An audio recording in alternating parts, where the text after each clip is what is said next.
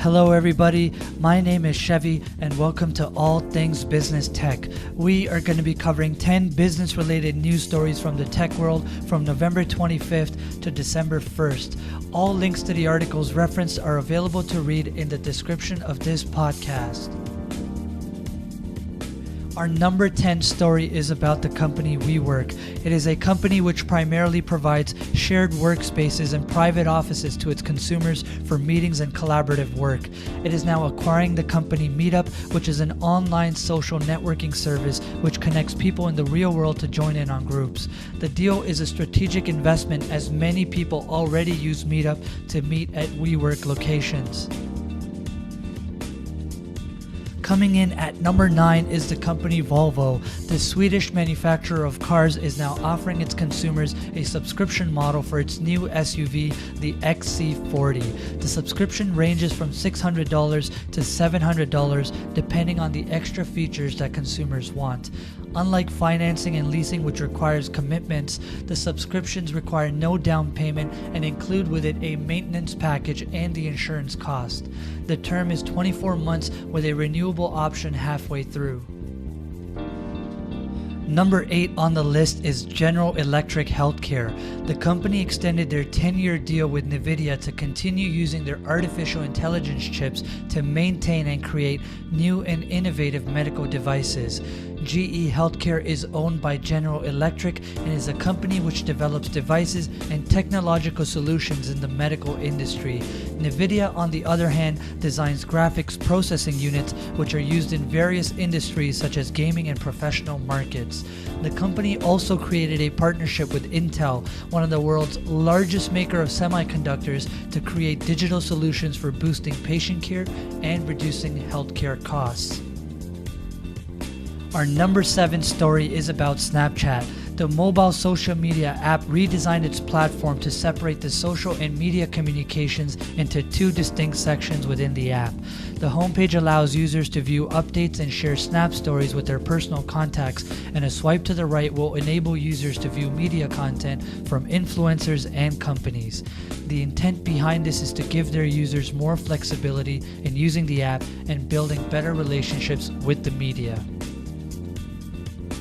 Number 6 on the list is Mojio.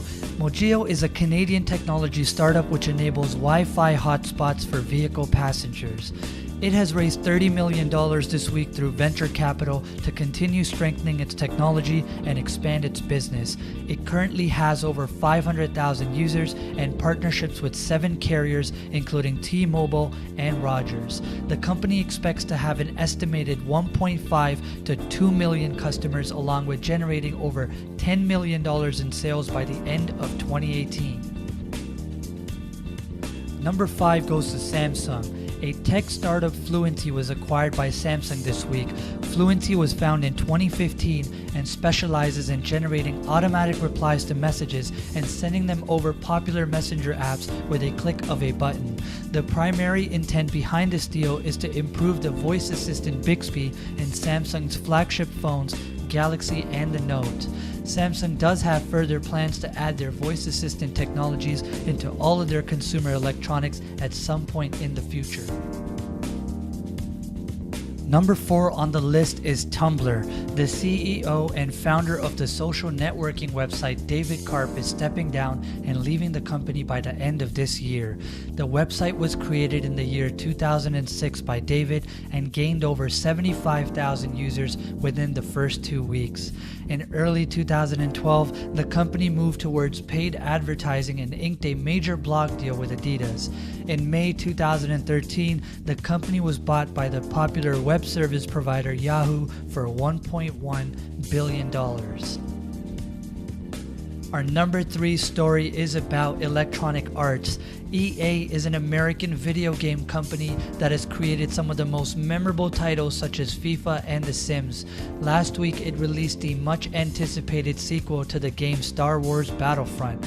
The company received a large amount of backlash from consumers due to adding in-game purchases as an alternative to unlock the main characters.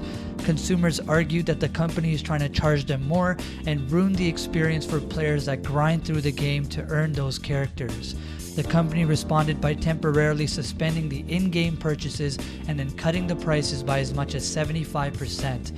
Shares of Electronic Arts, along with other major gaming companies such as Activision and Take-Two, were also down all week as investors reacted negatively to the ineffective monetization strategy.